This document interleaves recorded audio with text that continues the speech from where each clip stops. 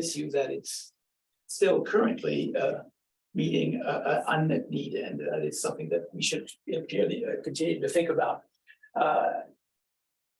How do I move the slide? I guess I thought I would do it. Yeah, there you go, because there is probably the easiest way to do it. Okay, Yeah. okay.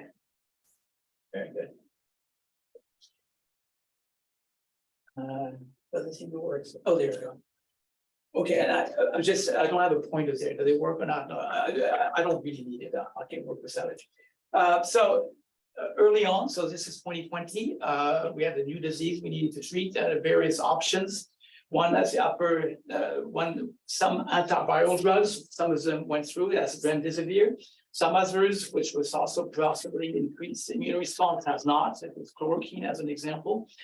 Anti-inflammatory antibodies, notably anti-IL-6, that has happened to be a major drug. And then there was passive immunotherapy, which was clearly felt that it would be an option that we should consider. I don't know. I'm sorry, but Yeah, it is quite annoying. Let's see if this might work.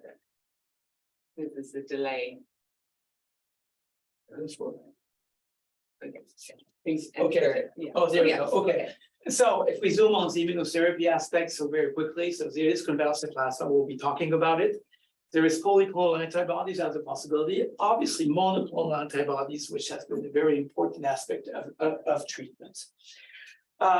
Convalescent plasma, if we continue to zoom on this, it has been used to treat various infectious diseases, and notably severe acute respiratory syndromes of viral etiology, be it Spanish flu, H1N1, SARS-CoV-1, MERS-CoV. There has been some evidence of efficacy, but limited overall, and no formal proof of this. Other type of disease, hemorrhagic fevers, we and others have tested convalescent plasma as a treatment for Ebola disease and reported that, at least in the conditions we use it, it was found not to be effective. However, there are some differences with another hemorrhagic fever I don't know much about other than reading about it, which is Argentinian hemorrhagic fever. And I'm going to spend just a minute or two, because I think there's a lot of very important things we can learn about this disease caused by the Junin adenovirus, and is transmitted by a mouse, and obviously in Argentina. Because in fact, it's currently the recognized, let's say, treatment. Convalescent plasma is still today the recognized treatment of this disease. And it had, to the difference of the viral infections, there has been some good studies done. And this is a Lancet study from some time ago. It's a randomized trial, randomizing immune plasma to normal plasma. You can see there's quite a striking difference in mortality, 6.5 versus 1.1%. So that was establishing some form of efficacy for sure. But also, and importantly, it also showed that we needed to come in with high titer convalescent plasma with a lot of antibodies. And as you can see here, the mortality was a 0.55% if you had a very high titer versus 8% if you had a low titer. So clearly inviting us to think about antibody content of what's in a plasma. And lastly, also quite important to show that we needed to treat early. And this needed to be done within 8 days of illness if you were hoping to have an effect. So all that important information and led to the development of this disease and establishing a program for the treatment of AHF. Interestingly enough, and I get back to that, there are some adverse events which have been described, and notably encephalitic symptoms and fever a couple of weeks after disease onset in about 10% of patients treated with convalescent plasma.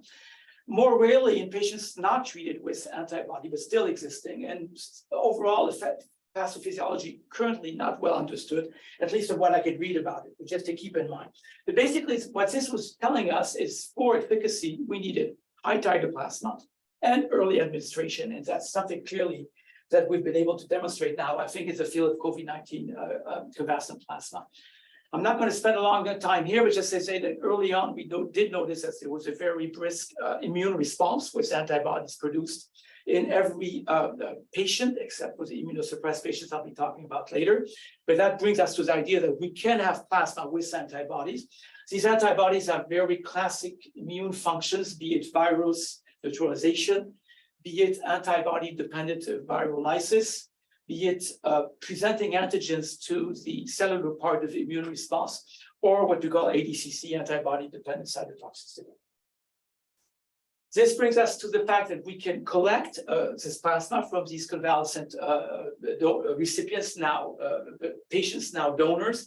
It's quite classic. It's something which is done by all blood establishments. You have in the UK started again this plasma collection not a long time ago, but there is clearly a know-how with blood establishments.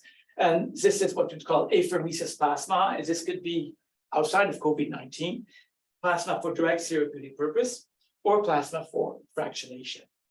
This, why would you want to collect this plasma? Again, for antibodies, and it could be polyclonal antibodies, it could be anti-tetanus antibodies, anti-hepatitis B, anti-rabies. And on a more experimental side, I had mentioned what we had done with regard to Ebola disease, but also more recently, interestingly, plasma with containing anti-HLA antibodies directed again against a transplanted organ which had been associated in the context of immune deficiency with a refractory graft versus host disease. And by infusing plasma with antibodies against the donor, we were able to show in an isolated case, but published, that we were indeed able to induce a remission of an acute graft, of a refractory chronic graft versus disease. So convalescent plasma was starting to be collected by the Établissement Français du Sang, which is a French transfusion public service, in end of April 2020.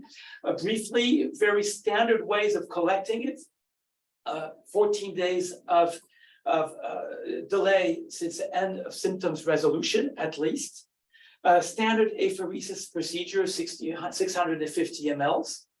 A donor qualification, which is completely standard for the usual testing we do on any kind of blood donation, in addition to what the measurement of antibody content and notably neutralizing titers. I'm not going to go into the detail of the different ways we do this, but there is significant heterogeneity across different ways and different jurisdictions with regard to this. I'll get back to that later. The plasma undergoes standard testing for pathogens. It is pathogen reduced, and that's something that we do in France on part of our plasma, and is cryopreserved for use as a convalescent plasma. And if it doesn't have an appropriate level of antibodies, it then goes as a standard plasma for general use. And I think that's important because that allowed us not to lose the plasma we were collecting as convalescent plasma. It could be used if the titer is not appropriate within the more general transfusion purposes of plasma transfusion. So we initiated a randomized clinical trial assessing what we now call CCP, COVID-19 convalescent plasma, in COVID-19 patients hospitalized early for severe pneumonia. I'll get back to that. At the same time, we initiated a CCP monitored access program, which was authorized by the health authorities, and allowed for the use of CCP in similar ways that in the trial, but in a more general sense in hospitalized patients. And here I just show you the number of patients included every week since May 2020 up to now. And as you can see, we've basically never stopped. And we have between 0 to 80 patients a week who receive convalescent plasma, and currently we're stuck around 20 to 30 patients a week, and we don't see a reduction. And I think that's going to be important in saying so. All of these patients are now all exclusively immunosuppressed patients, but I'll get back to that. So if we want to summarize a lot of data up until the recovery trial, which I'm sure you all know about, a fantastic trial which was led by you and colleagues and locally these escort and colleagues, was that all this put together, there was no evidence or little evidence of efficacy of a convalescent plasma. I'm not going to spend time here, but in particular, the recovery trial had an odd ratio of 1, really right in the middle, not favoring one or the options which had been tested. Up until recently, that goes through a systematic living, systematic review, just highlighting that perhaps things have changed somewhat, but there is still an incredible amount of uncertainty about if there is indeed any kind of efficacy with regard to the use of convalescent plasma. So why do we want to continue nevertheless and treat still patients today? Several issues I think important to consider. Antibody dosing in the plasma is probably important. And I'm not going to go into the details of these studies. This was in the New England Journal of Medicine. It was a monitored access program in the US, 3,000 patients who had received 1 unit. And they were shown there that in specific groups of patients, the patients who had received high titer, and this was completely random, the patient went to product was issued, they did not know what was in that product. It was associated with a more favorable prognostic in these patients.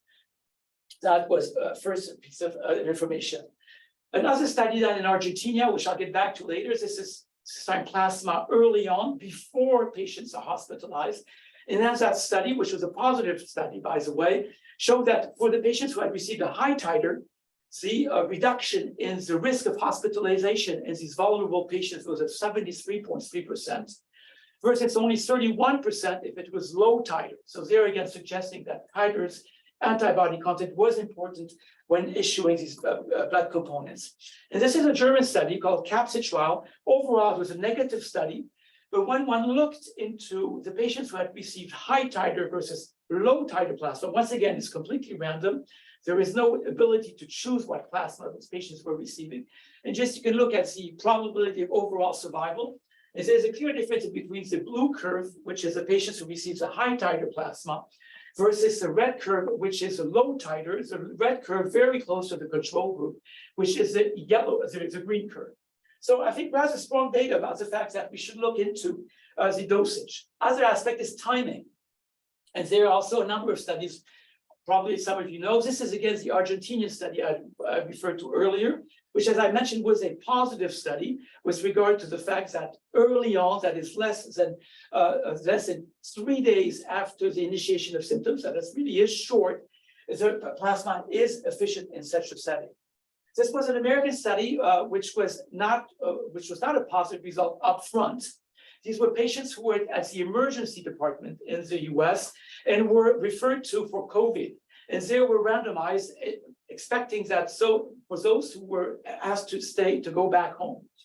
The issue with this trial was that a large number of patients, some patients were immediately hospitalized. And so when this data was reanalyzed while taking out those patients who have been immediately hospitalized, there we start seeing differences in between both arms. So it's not a positive result, but it's a trend towards a positive result.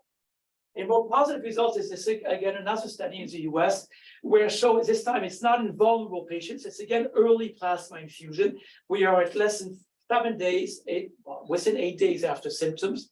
And you can see that the output here, the endpoint is hospitalization, the frequency of hospitalization, and there is a clear difference. 7% in the control group with controlled plasma versus 2% in the convalescent plasma. And lastly, just to cite a combined report of 2 studies in Europe, which was a negative result. However, when we looked at patients which were treated early, less than 5 days of symptoms at time of randomization, there was something which trended towards a good result with an OR of 0.6, but just going the same direction. So there is a lot of data, I think, suggesting that early infusion, as in the Argentinian hemorrhagic fever, is telling us that this is a way to go.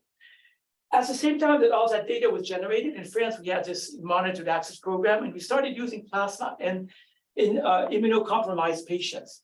In late 2020, we reported on the first series of patients with B-cell lymphopenia, typically a patient who received anti-B monoclonal antibody treatment, who were having prolonged forms of COVID-19, and showed in this first series quite remarkable results. 16 out of the 17 patients had improvement of their clinical symptoms and were put out of the hospital.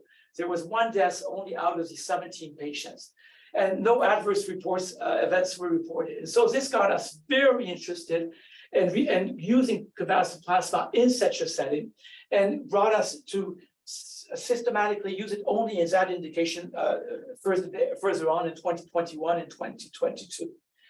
To be able to try to get a better proof outside of a randomized study, as we did here, how do you call this, a propensity score analysis, comparing as much as well as we could patients who had been treated with COVID, with CCP versus patients who had not been treated, and did in this study, did this propensity score analysis, and showed that in a significant amount of patients, this is 81 patients with B-cell lymphoid disease versus a group of 120 patients, which were compared as much as they could be compared. We showed there was a reduction in mortality with a reduction of 63%. across different controls, different groups here. But I think the most interesting is the population which was treated with the anti-CD20 antibody, which showed a evidence, not yet proof, of efficacy of CCP. Interestingly, in the United States, there was a similar study which was done in a slightly larger group of patients, which showed exactly the same type of results. We had here an OR of about 0.6, and here we have it as well here. The OR was at 0.6 also, as a multivariate analysis is the overall population. Once again, these are hematological cancers, very similar to what we showed earlier on. So very similar results. Here and elsewhere, but was led by colleagues in the UK, the REMAP-CAP study, which was a large international study, I'm sure you're aware of, which was in hospitalized and rather sick patients, a big proportion of these in intensive care units. This was a negative result, but it did show that within patients with immunodeficiency, as you can see here, there is a signal, what you call a trend towards favoring convalescent plasma in that population, and that resulted in REMAP-CAP now being reopened for compromised patients and currently recruiting internationally. So this brings us to our clinical trial, which is a small trial, which I would like to report to you, which is called the CORIPLASM study, which is a study which aimed to evaluate the ability of CCP to improve early outcome in patients with a moderate to severe COVID-19 pneumonia. It's a multicentric, open-label, Bayesian, randomized, adaptive phase 2-3 trial, nested within a cohort, which is called the CORIMUNO cohort, and to test a superiority hypothesis. These are adult patients with COVID-19 since less than 10 days since symptoms initiation, and with up to 3 liters of oxygen. So this is focusing on patients who have been hospitalized since not a lot of days and do not need intensive care type of treatment. The treatment was a randomized assignment in between 4 units of convalescent plasma plus usual care versus usual care. And the outcomes were 2 of them: proportion of patients who had worsened at day 4 after randomization. So really a very early outcome assessment. And a second outcome at day 14, which is a proportion of patients with non-invasive mechanical ventilation, additional immunomodulation, or deaths at day 14. A number of secondary endpoints, which I think are quite classic, including obviously survival, and a predefined subgroup analysis, and notably for the immunosuppressive status. 120 patients were randomly assigned, so this is really a small science trial compared to notably recovery for sure. 60 patients were analyzed in each arm. This is a recruitment pattern for a long time, quite flat at a time when there was summer of 2020. There was not a lot of circulation of the virus and of patients. The plasma was produced as described earlier with regard to the way the EFS was preparing it, with no very significant differences. Just to highlight that later on we will have increased the threshold for the convalescent plasma, but not for that trial. So the outcome, when we looked at day 4 primary outcome, the percentage of patients who had worsened was of 22% in the convalescent plasma arm and 14% in the usual care. This is not a statistically significant difference, but it's certainly not in favor of convalescent plasma. If anything, convalescent plasma is worsening the status of these patients at day 4 after randomization, which is about 48 hours after the last plasma infusion. So that's the first primary outcome. The second primary outcome was that day 4 was a bit better, but not really satisfactory, in a sense that at day 14, so death or worsening or additional need of additional treatment, all that put together brought us to 30% in both arms. So it was getting slightly better, but it was a null result at day 14. So the overall result of that trial is a negative result with a trend or something to think about what could be happening early on. When we look at day 4, day 7, and day 14 with regard to the WHO scores, which is from 1 to 10, you can see that at day 4, as noticed in the outcome, patients treated by convalescent plasma had a slightly higher median score of disease, and it progressively improved with an odd ratio of 1.42 down to 1 at day 14. None of this being statistically significant, but once again saying that things seem to be improving over time. Now, what does this translate in terms of survival?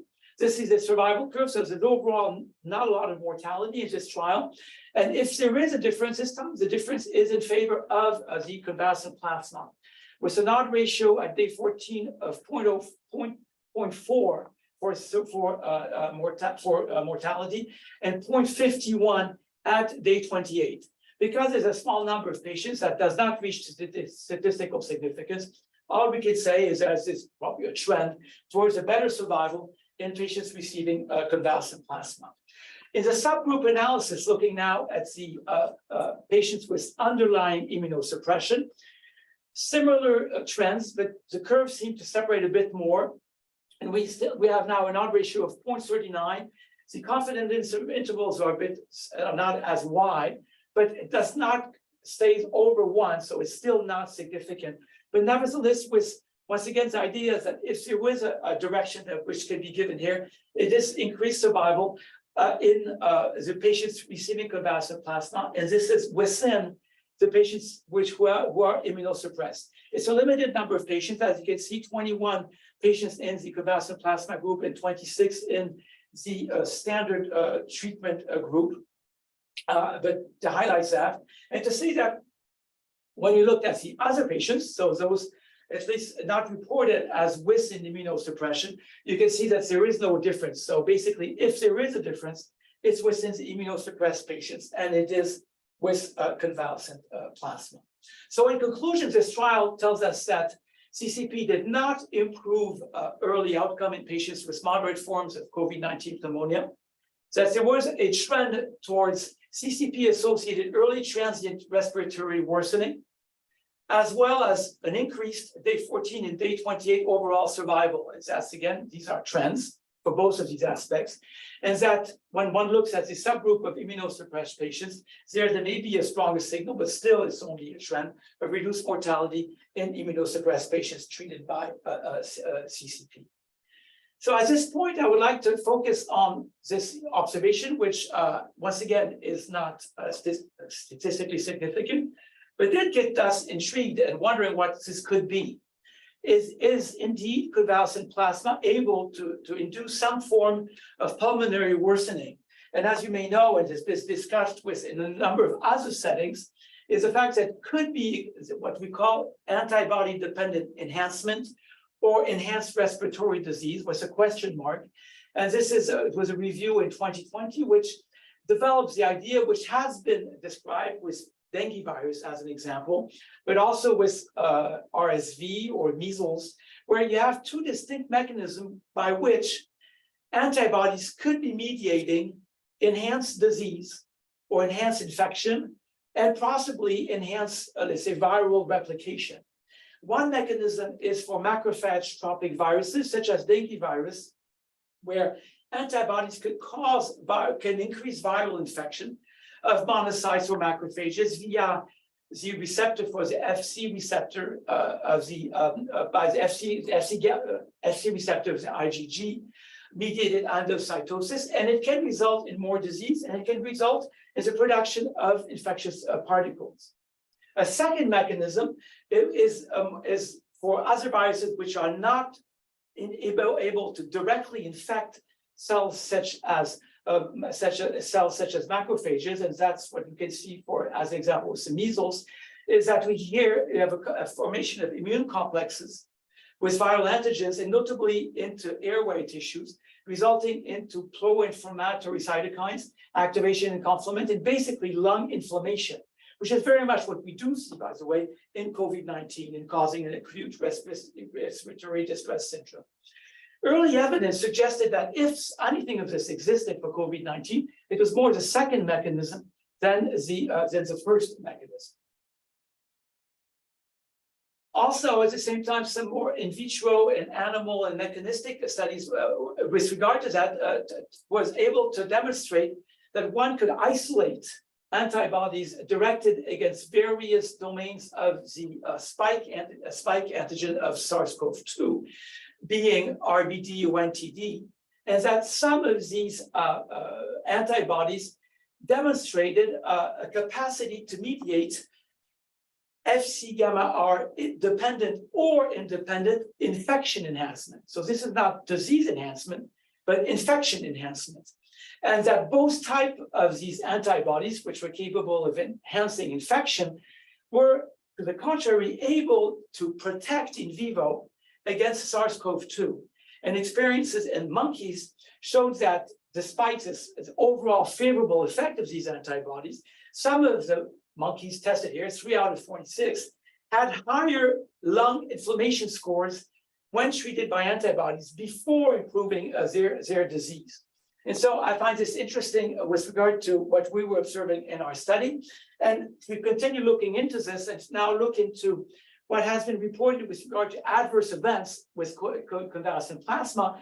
This is an American study in transfusion, where it basically did report a significant proportion of what's called here disease of adverse events in these patients, and up to 9% of adverse events, which is a significant proportion in general when compared to what's usually reported with in transfusion medicine.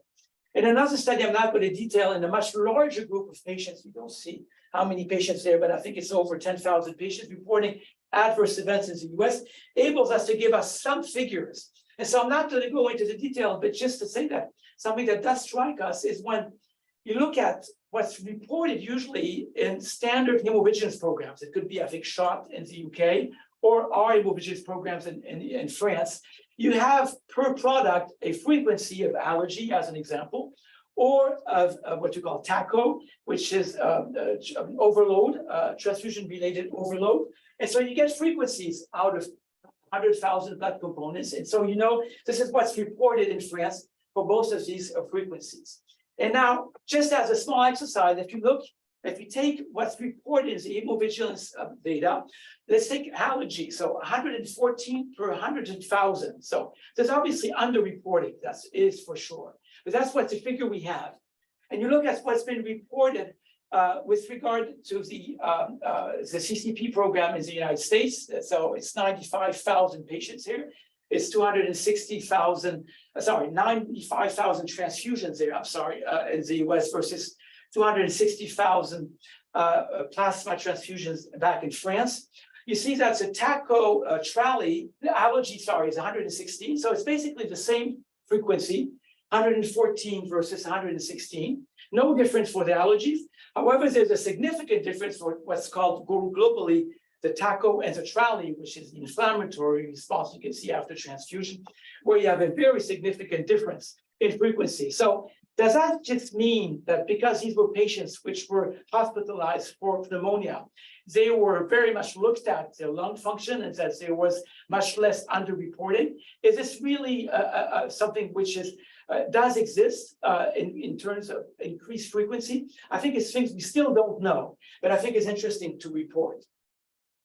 Was this seen in other studies? And so this is a recovery study that, you know, basically the answer is no. And it was looked at carefully here, but with regard to various respiratory endpoints, and there is no difference in between both groups in a very large study. Another study, which is the Sullivan study I referred to earlier, here also not reported, no differences. Another study where we did see something, this is a Spanish study with a randomization of 350 patients. There were a couple of cases of patients with severe worsening of dyspnea, with suspected trally, which was not confirmed, which was transient. All patients recovered. So there are sometimes some signals elsewhere of similar findings. So what could all this be? I just put back this slide, my earlier slide, just to remind you of this odd, adverse event seen in this patients with a completely different disease, which probably has a very different, let's say, type of let's say, of organ dysfunction. But just to say that, is this something similar happening here? I think we really don't know. But what we do know about COVID-19 is that it's been looked at very carefully, and it has been clearly demonstrated now that this is notably in this paper in Nature in 2022, is that antibody-mediated SARS-CoV-2 uptake by monocytes, macrophages, does trigger inflammatory cell death that aborts production of infectious virus, but causes systemic inflammation, which could look very much as to what we have possibly observed. Interestingly, vaccine recipient plasma does not promote such antibody-dependent monocyte infection. So it could very much depend also what type of convalescent plasma you are using, and could be possibly linked to convalescent plasma from donors which have not been vaccinated, which was the case early on in the trials for COVID-19. So this as a hypothesis, I'm not going to go into this, but a second paper came out about the same time, basically said similar things, that human macrophages upon SARS-CoV-2 infection activate inflammasomes, release IL-1, IL-18, and then if you block the inflammasome activation, it will lead to the release of infectious viruses. So this mechanism of inflammation is really reducing viral replication at the price of an inflammation. So possibly this could be things which are happening there. And if we get back to our figure here, the possibility is that there is indeed an uptake through a let's say, macrophagic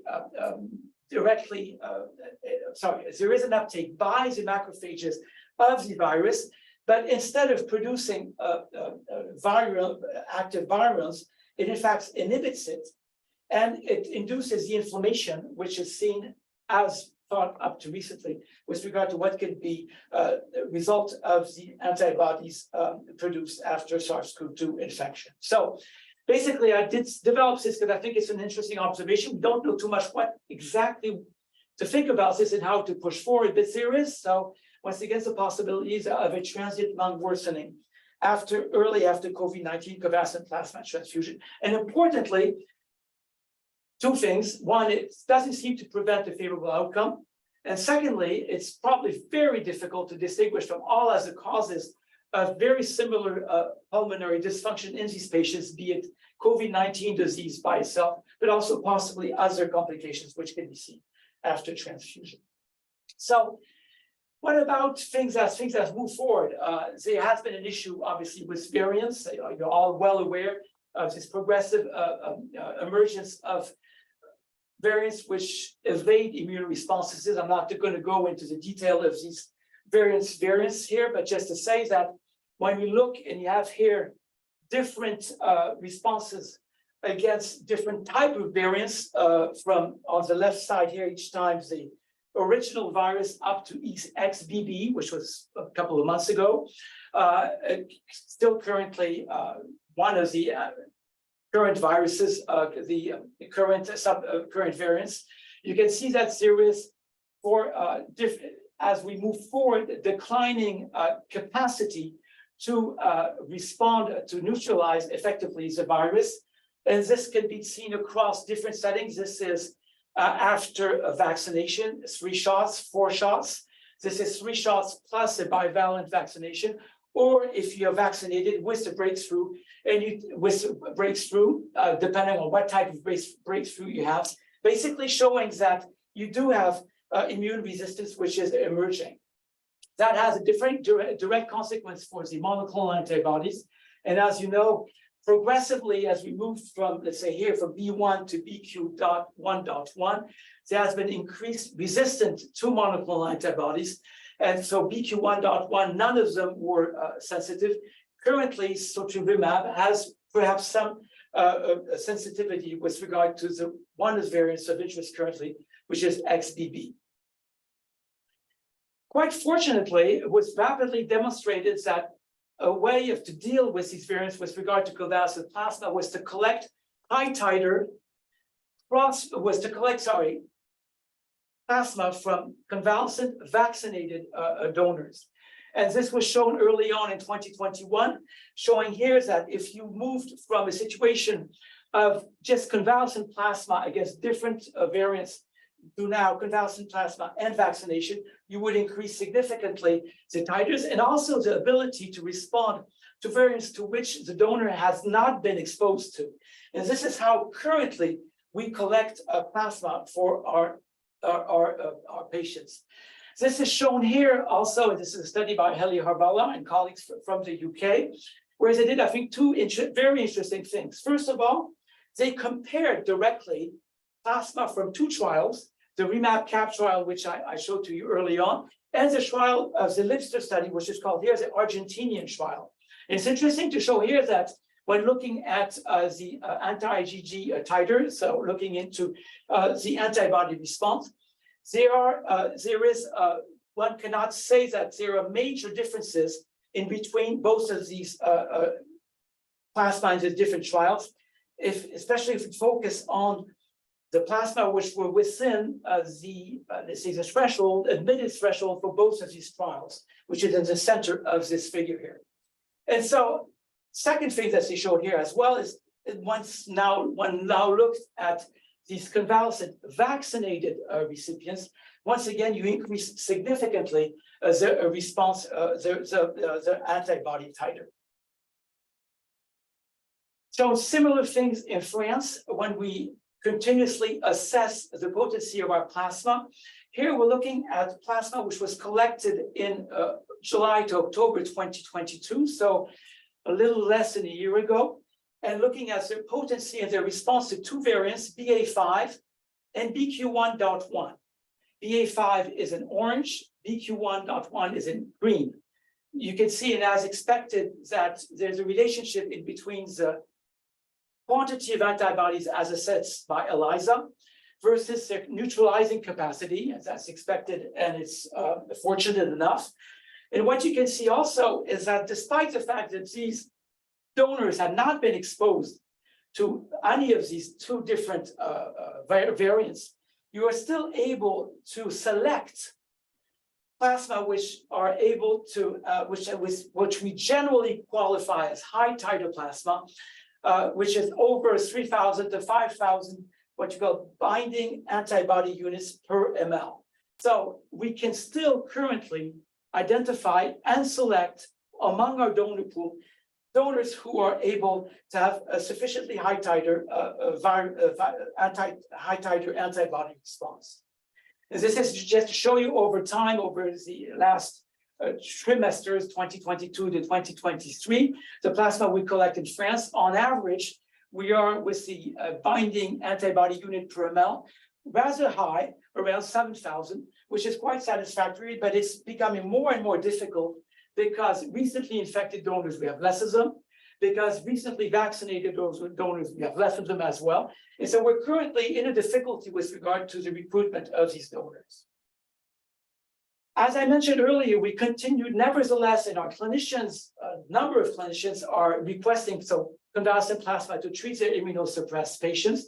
And just to mention here that there are various regimens currently used. I'm not to go into the details of this, but quite often, and notably for patients who are hospitalized with severe disease but are oxygen independent, and that can happen with immunosuppressed patients, they will start with obviously Paxlovid, and then they may get remdesivir or remdesivir plus convalescent plasma. If it's patients who are oxygen dependent, they will be getting CCP plus remdesivir most of the time, or obviously CCP only if they are after a failure of remdesivir. So just to mention basically what is going on, and on my last part of my talk, just to refer to the fact that we are currently into a new trial, which is called COVID-19, and this stems from a European initiative called Support E, which was funded by the European Commission, which was started end of mid-2020 and has for objectives to support high-quality evaluation of COVID-19 convalescent plasma throughout Europe. The objectives of this consortium, which gathers a number of investigators across Europe, some in the UK, Lise Esport, Dave Roberts, Heli Harvala, I'm talking about several others investigators, but in other countries as well in Europe. And their overall objectives here is to support high quality clinical evaluation, to try to achieve a consensus on the appropriate use of CCP to treat COVID-19 across Europe, and to promote best practices with regard to CCP use. In that setting, there has been a gap analysis performed with regard to the remaining questions. And based on, I think, a lot of the data I've showed you, it was felt that the need to assess the efficacy of very high titer CCP administered early, that is, before the worsening and hospitalization in clinically vulnerable individuals, and notably immunosuppressed patients, was what needed to be assessed. And that brought us to the COVID-19 and the design of COVID-19. Initially, we owe this to our English colleagues, once again, Lisa Escort, Dan Bradshaw, and David Roberts.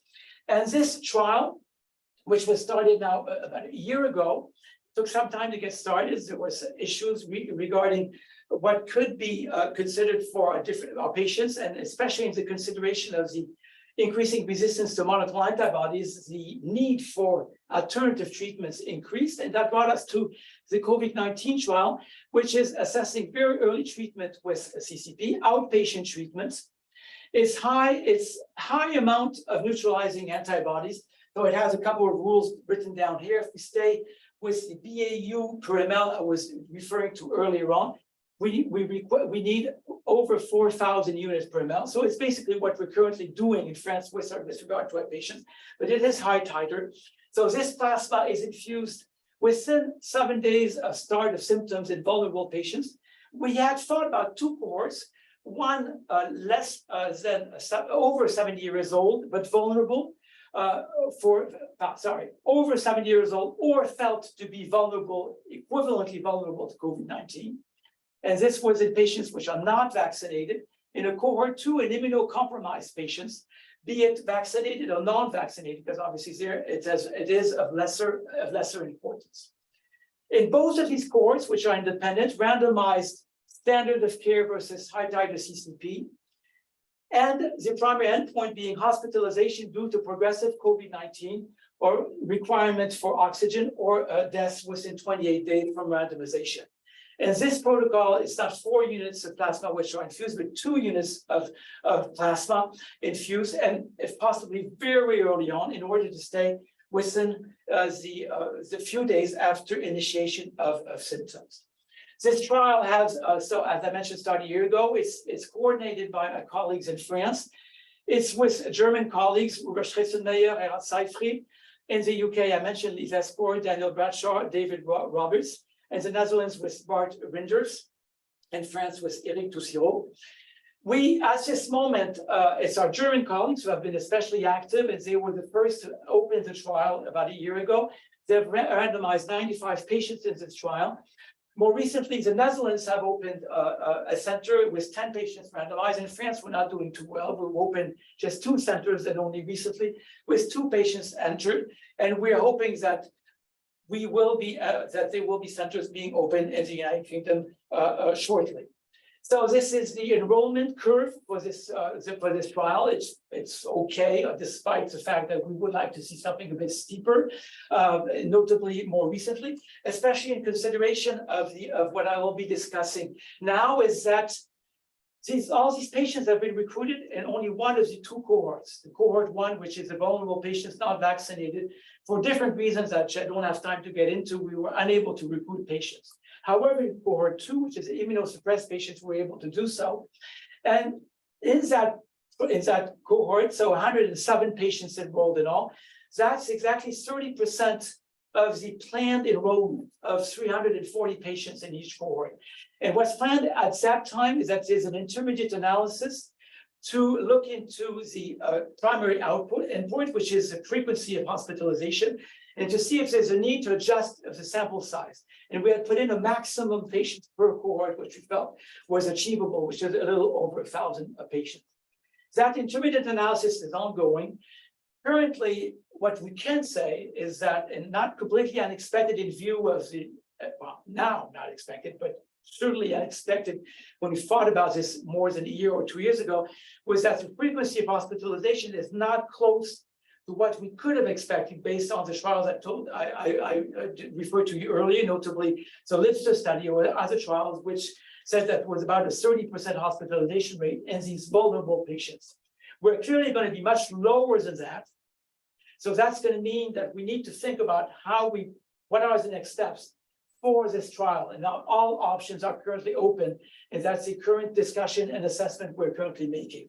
Another issue which is very new, and that's in fact is from the day before yesterday, is we got some bad news from the European Commission with regard to financing. So we may also have another issue, which is funding. So clearly some issues we need to deal with at this point. So this is where we stand with the COVID-19 trial, with which again, we felt is that's where we need to bring answers, early administration in outputs, in outpatient setting of high titer convalescent plasma in vulnerable patients, and in particular immunosuppressed patients.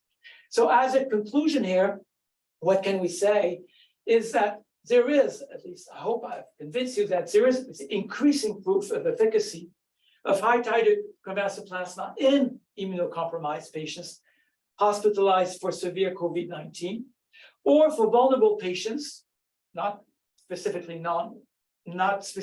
immunocompromised, early in the course of the disease. These are really the two settings where there is, I think, a significant piece of data.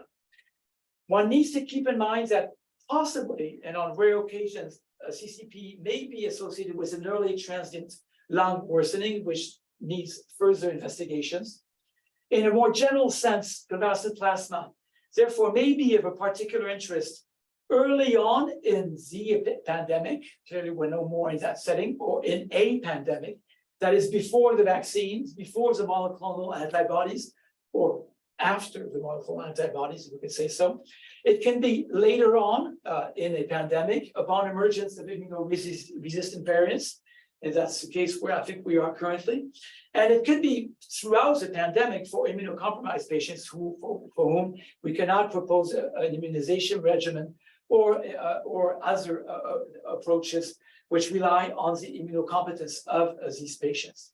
And lastly, I think quite important, and I've been dealing to that today, is that when in comparison to other therapeutic approaches, convalescent plasma is easily accessible, it's quickly available, it is quote unquote low cost, although it does come with a price for sure.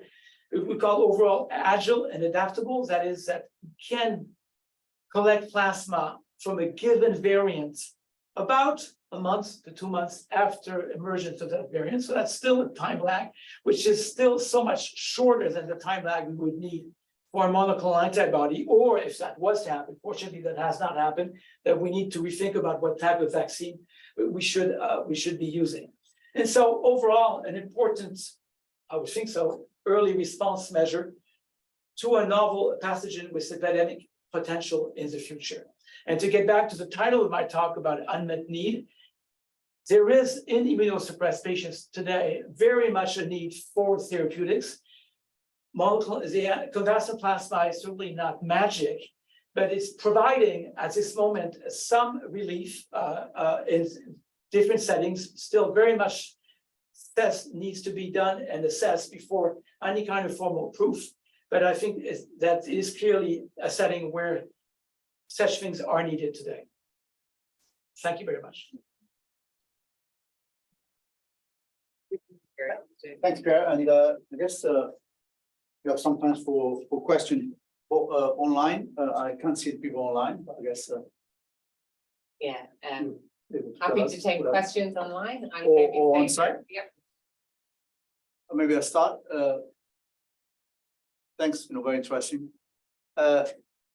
Is there any data from the recovery trial about some of these questions in terms of immunocompromised high titer antibody, or there was no subgroup analysis by those characteristics in the recovery? So if I'm correct, I don't think there on the recovery trial there was information with regard to the subgroup immunocompromised patients, to the different of the REMAP-CAP trial. That's why we're able to show data for the REMAP-CAP.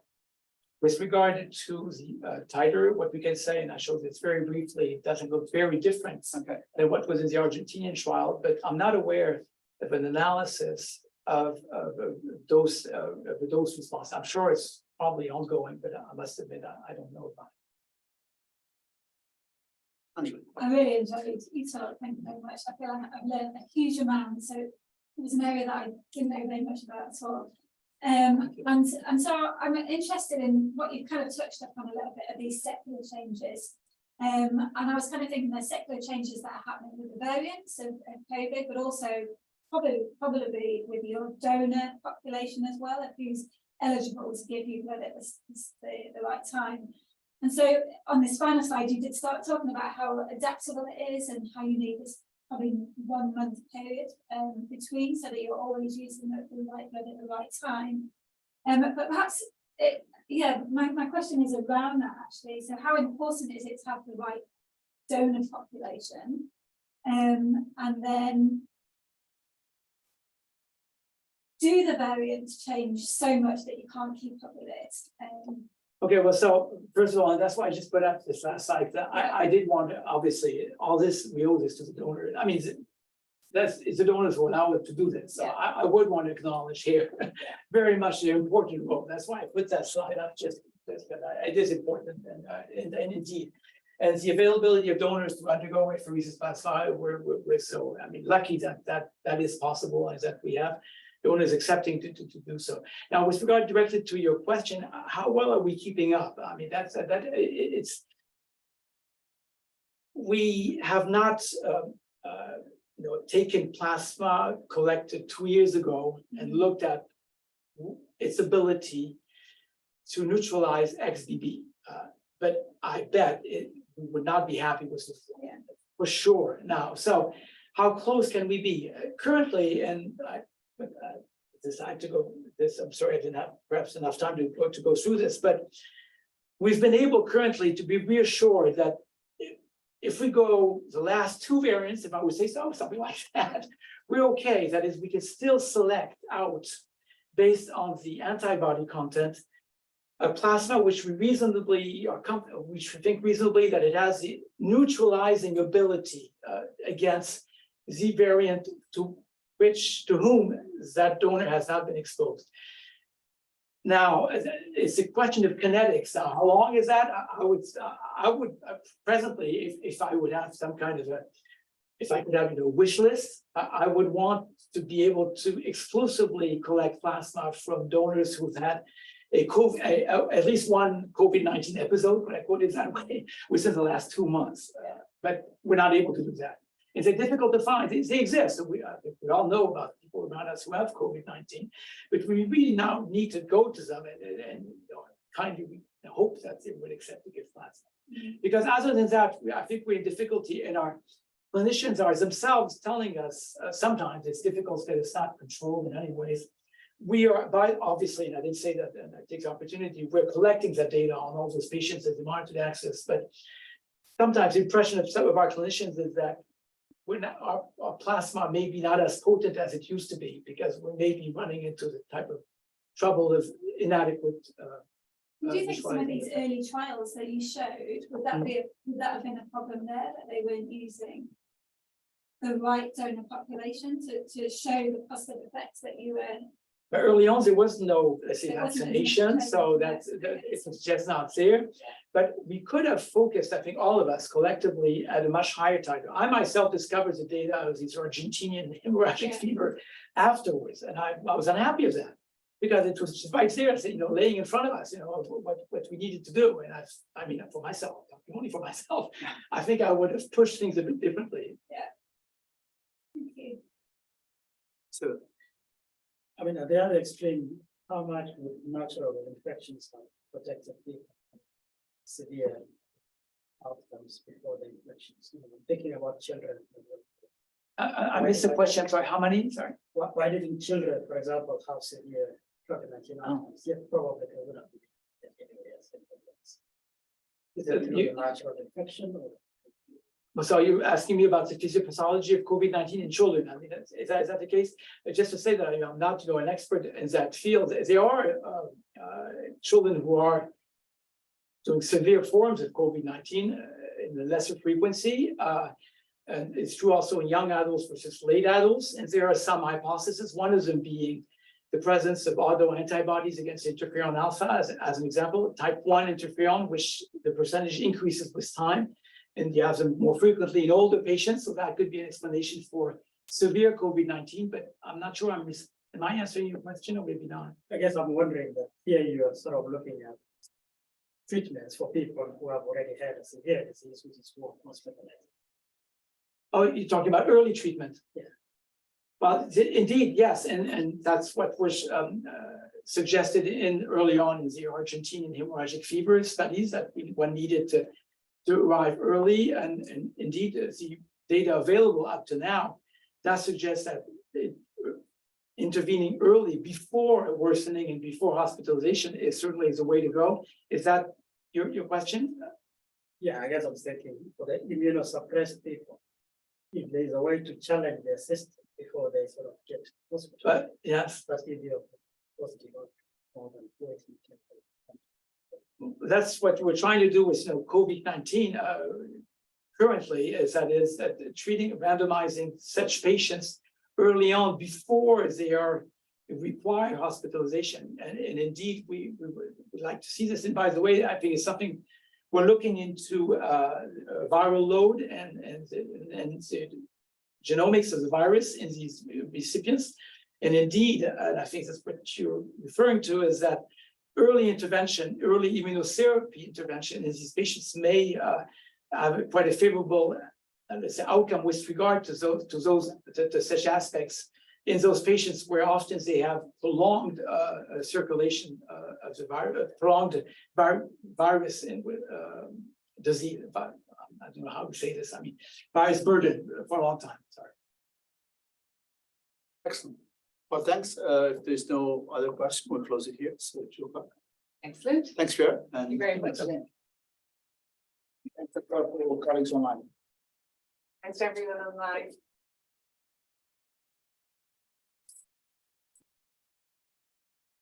I had to rush off, so really enjoyed it. As I said, I haven't heard anything along these lines. I've worked a lot on COVID-19 and vaccinations and population effects of vaccination and infection, but not on this.